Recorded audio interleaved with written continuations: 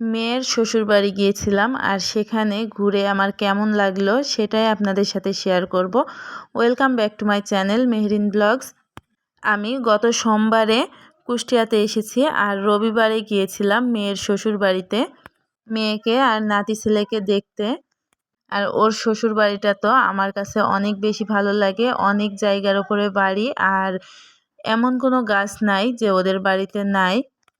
এমনিতেই আমার গাছপালা অনেক বেশি ভালো লাগে। এর আগেও আমি ওদের বাড়িতে গিয়েছি আর আবারও গেলাম। ওদের বাড়িটা আমার কাছে অনেক বেশি ভালো লাগে। আর এই যে আমার ছোট্ট ভাইয়াটা আমার বড় আপুর কোলে আছে। আমরা 4 বোনই গিয়েছিলাম ওদের বাড়িতে। এদিকে মুরসালিন আর জিসান তো 2 জন খেলতেই ব্যস্ত। আর আমি চারিদিকে ঘুরে ঘুরে দেখছি কি কি গাছ আছে। ওদের বাড়িতে যে গাছ আছে